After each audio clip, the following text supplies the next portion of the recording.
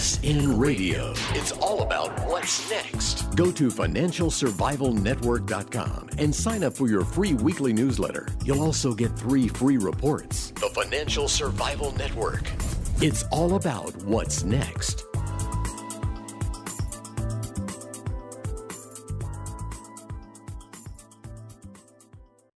Well, this is it. Has China had its Bear Stearns moment?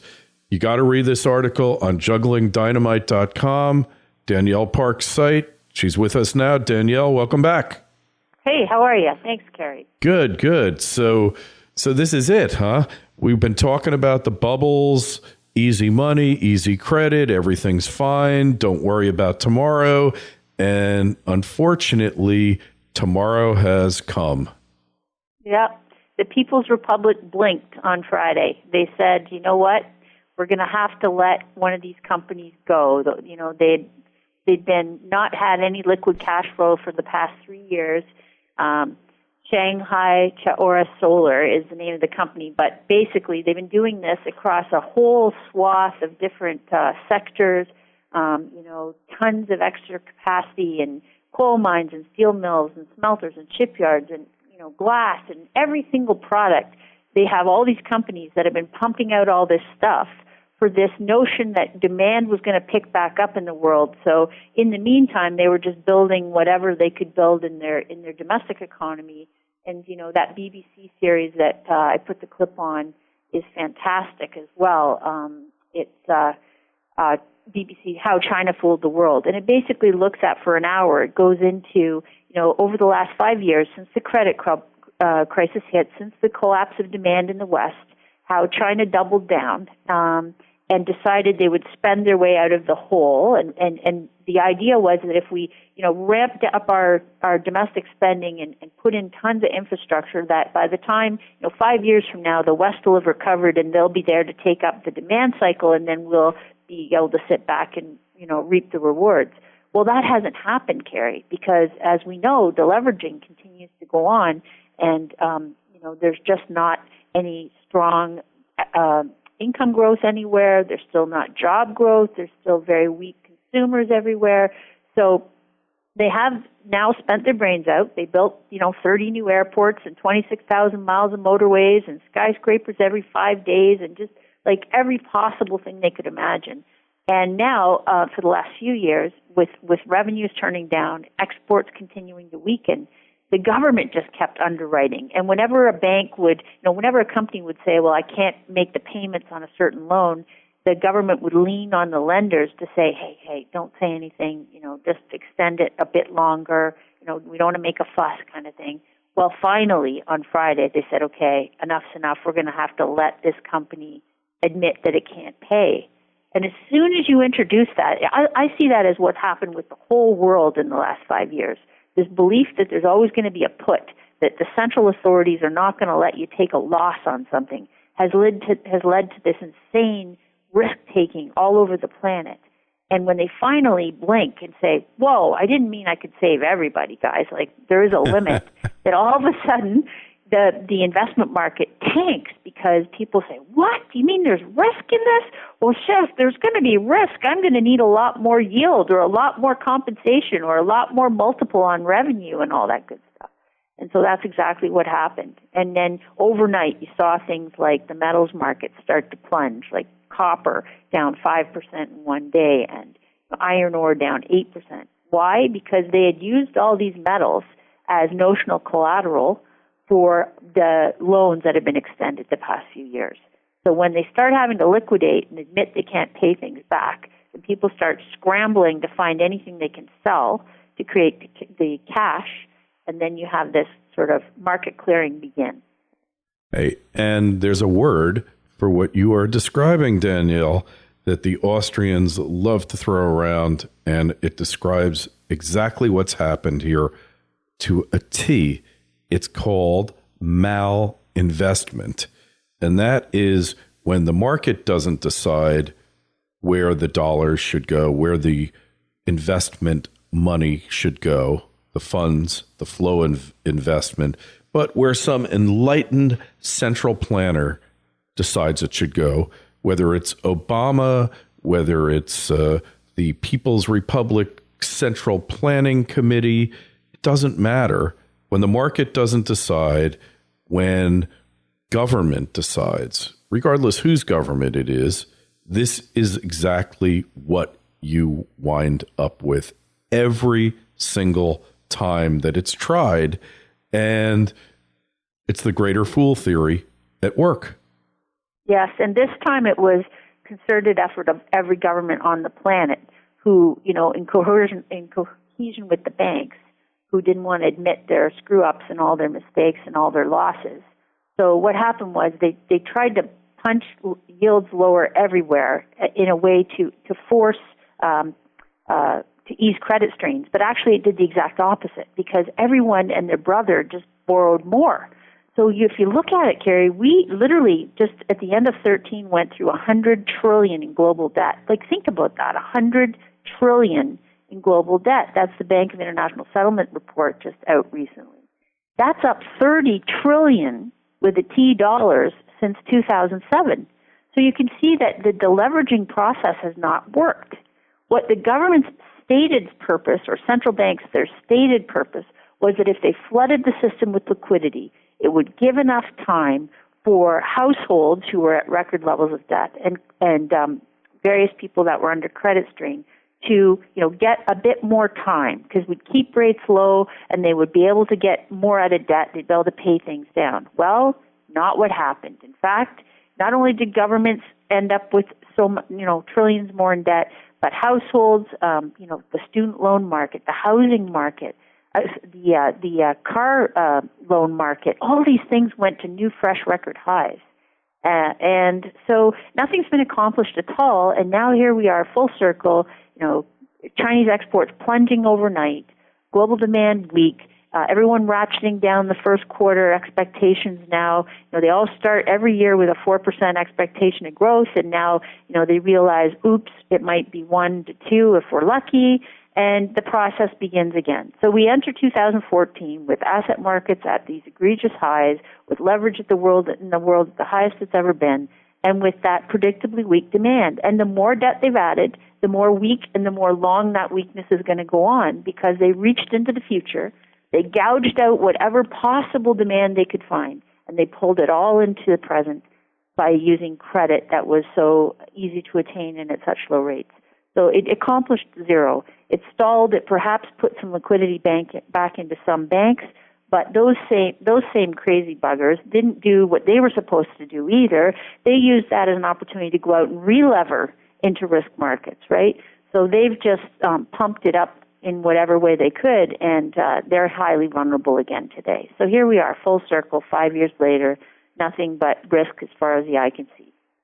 And the fallout's going to be far worse than if they had just let it go back in 2008, if they had just put the banks under conservatorship, guaranteed all the depositors, wiped out the creditors, wiped out the shareholders, ended the derivatives markets. At that point, just stop them as against public policy, because, we've already talked about it numerous times, that it's allowing you to take out a life insurance policy on your neighbor and a fire insurance policy on his home without having an insurable interest. If they had just done it then, we would have been so much better off. But no, they let the party go on.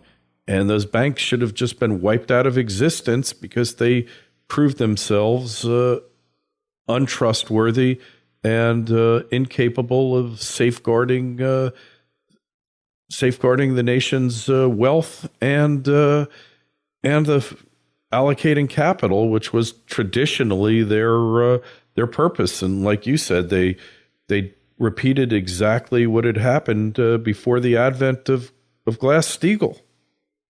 Yeah, exactly. And if they, since we ended up with this extra $30 trillion in global debt, we have very little to show for that, because if we could have restructured some of those key institutions, if we could have downsized their risk-taking ability, if we could have returned banking to its institutional, its utility, and taken out all these insane, reckless players that were using government-backed money to go nuts, If we had have reined those in, we could have redirected. Imagine if we'd have spent $30 trillion in the real economy. No one would have thought we should. That's way too much money, and they would have complained. But at the same time, we didn't even spend that in anything lasting. We just pumped that into worthless asset market bubbles. And so once they evaporate, you realize a few people have extracted a bunch of that money out at the top, but the rest of the populace, the rest of the people are left no further ahead. No one's enriched by it. There's no lasting benefit. It was the greatest waste of money probably ever in human history. And, I guess one of these days, people somehow will learn from that experience. Maybe when, as in China, you get to the end of the rope. In other words, there is a point where you cannot get more credit out of a stone. It simply can't be done. There's pistons blowing off all over the place, and no one can justify anything. So I think China hit that wall on Friday. I think it's progress. I'm encouraged by it, and I wait to see. You think about in the last year, Kerry, since the taper talk last May. Imagine that's almost a year ago, as we're in March now, right?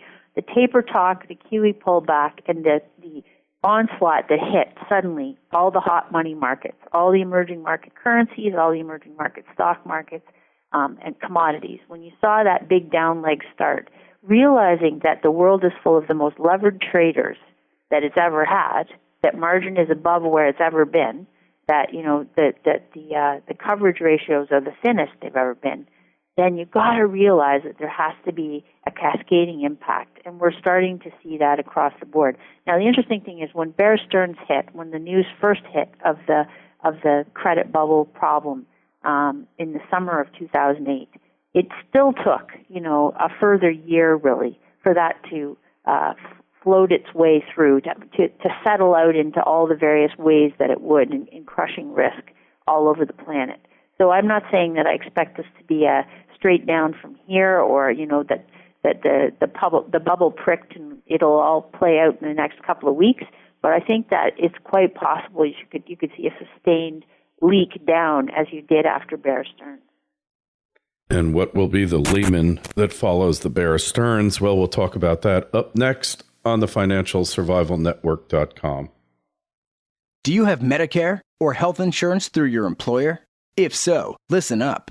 The healthcare reform wasn't written to save the healthcare industry or even to lower healthcare costs. Shoot, it isn't even designed to insure the uninsured. It's just a temporary political byproduct. Like a flat rock you step on in a swiftly moving stream, Obamacare is just a means to an end. Want to learn more about Obama's ultimate objective? Then you'll want to review our latest research presentation found on oclies.com. In it, a health expert and industry insider explains what you think you know about caring for your health is about to drastically change in 2014. Plus, he details the simple steps you could take to save thousands of dollars per year in health costs. It's free for you to preview at oclies.com. Don't waste time. What you don't know about the healthcare reform could hurt you and your family. And we're back with Danielle Park of JugglingDynamite.com. And Danielle, Bear Stearns was just the beginning of a cascading series of events. And it makes you wonder what's going to be the next shoe to drop, because the whole developing world is really a play on China, and not just the developing world, but Australia and Canada. Canada's a big China play because of resources. And what about oil? Because everything happening with oil is, don't worry about it, China will take it. And everything with resources is, we're digging because China's going to need it. And then you see copper go down 10% in the past week, and you kind of scratch your head and say, well, maybe China's not going to take it. And then what happens? Yeah, well, their demand has actually been much lower for the last 2 years. They haven't been absorbing the excess capacity that's been pumped out all over the earth. But you did see a lot of this hoarding and manipulation going on in the LME warehouses and in the big banks. And so you have a few trends at work here. You had that phase after 11 when the QE effects wore off, and you still had a bunch of financial players moving about in all different asset markets. And so for a while there, they kind of kept the dream alive, if you will. But as things have gone along here, and as regulators have clamped down, and as there's been investigations into all these manipulations and market movers doing all these inappropriate things, you see the banks are now feeling the heat and starting to exit the space. So really, it's like an echo to what happened in the credit bubble boom and then the QE belief, and then you had the reckless trading period thereafter. And now you've got all those things in retreat. And, back when we had the Lehman fiasco, it was a question of, even with Bear Stearns, it's a question of which of the institutions will take over these weaker players.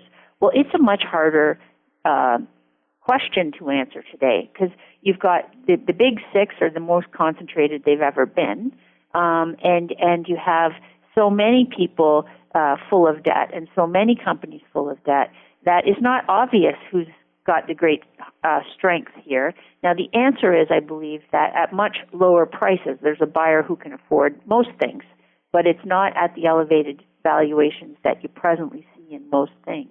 So I think as a price cycle gears down, as things get significantly cheaper, then you're always going to be able to find, certain strong hands that will come in and be able to buy up things. But they're going to be at liquidation prices, not at bubble peaks like present. Yeah, so there's people basically just waiting around to snap things up. Is that what we're talking about? There is. Honestly, some of the best hedge fund managers in the world, I know hedge fund is a dirty word because there's a whole bunch of monkeys and people who have no discipline or anything. They're just sort of in the space wailing away. But some of them that have been around and have the best track records are all, sitting with tons of cash at the moment. And our own company as well, we're just saying, you know what?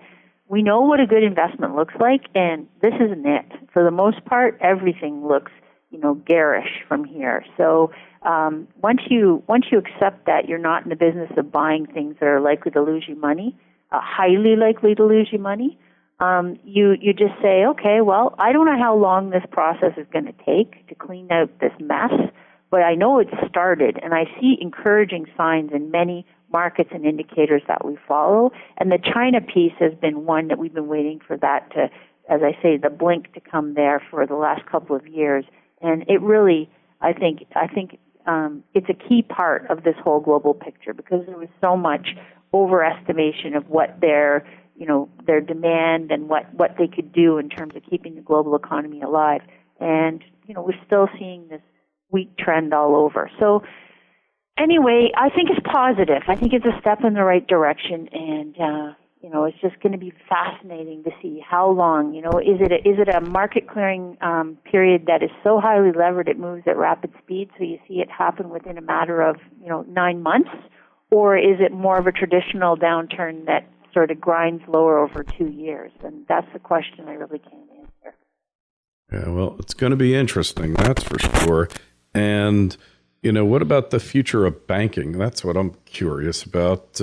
Where do the banks fit into all this? Are they going to be forced to no longer be casino participants and go back to their traditional role as helping to allocate capital, or do they get to just go on and do what they always do? Well, the Irish have a saying, he's a big man, but a wee coat fits him. And that's how I look at the bankers today. They're all about, strutting about with their chests out and their big bonuses because they were bailed out by the public purse, because they've been allowed insider information, because they've been allowed to make all the rules and break anything they felt like, break any rule they felt like.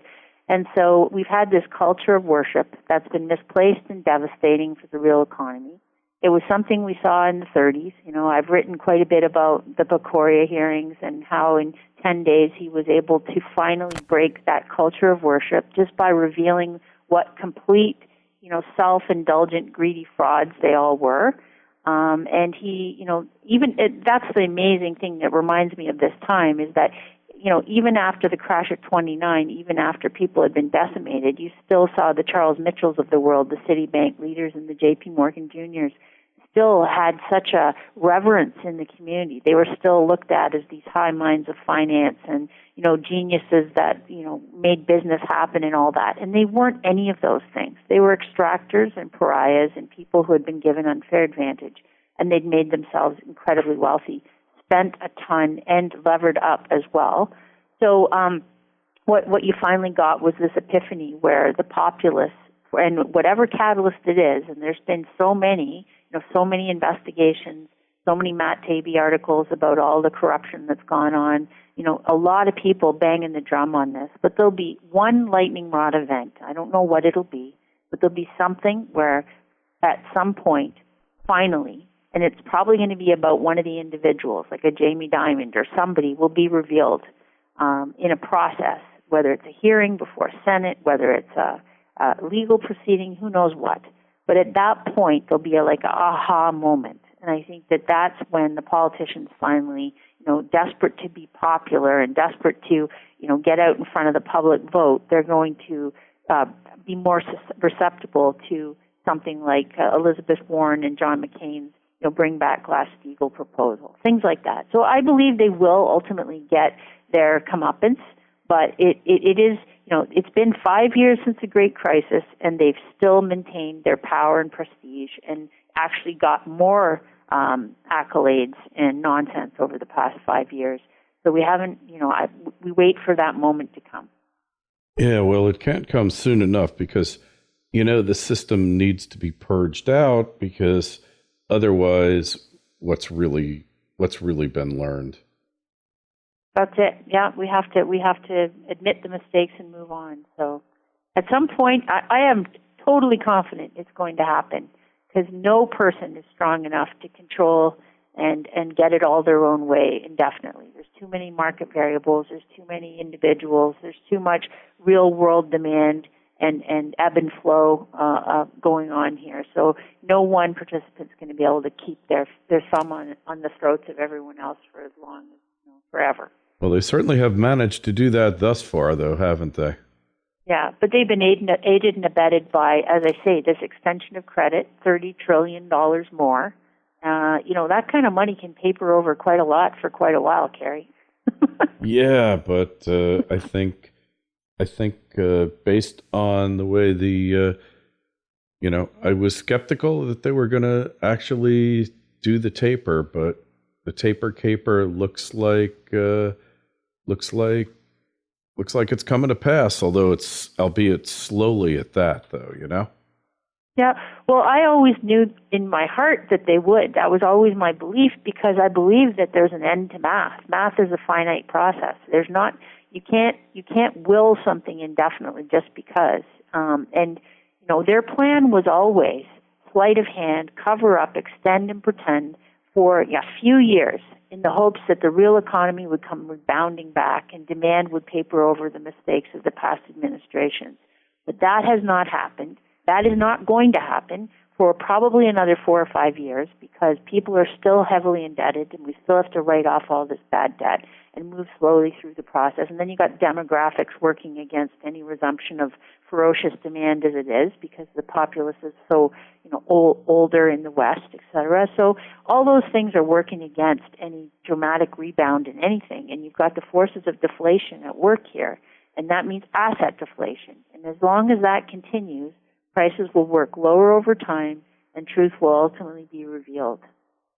Yeah, I think you're right. I'm starting to become a believer, Danielle, but yet the foibles of man, they just go on.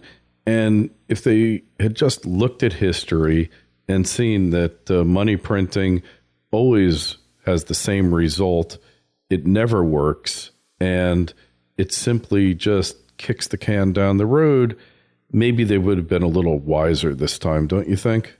And we'd probably be quite a lot better off, but that milk's spilt, I'm afraid. Yeah, right? I mean, what was the point of doing this all? It's really been so futile. It's accomplished absolutely nothing. Why do it? Desperation, I guess, pig-headedness, insistence on the status quo, not wanting to give up your perceived powers and admit that you're not helping. Just trying to corner markets. It's very human. It's what people do when they want to retain an advantage or a hold or trappings of wealth, and they basically want to insist on their own way. So it's pretty typical, and it happens on all levels of society. So, but at some point, as I say, the world is more dynamic than any one person or agenda, and ultimately it pushes ahead regardless.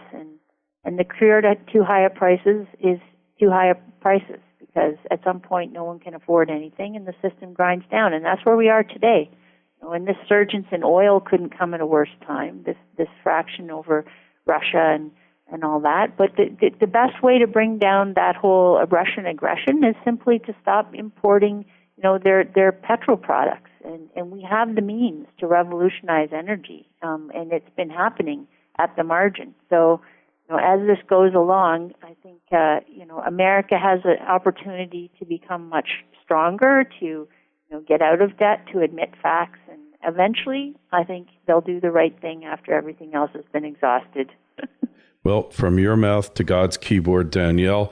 On that note, thanks for being on. As always, find you at jugglingdynamite.com. Make sure you go out, read that article that Danielle wrote about China, because I think this is it. The dominoes are going to fall in China.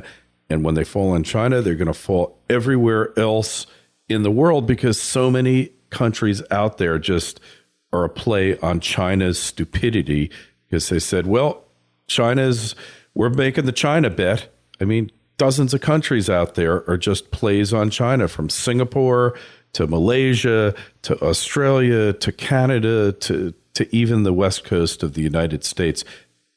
FinancialSurvivalNetwork.com. Go there.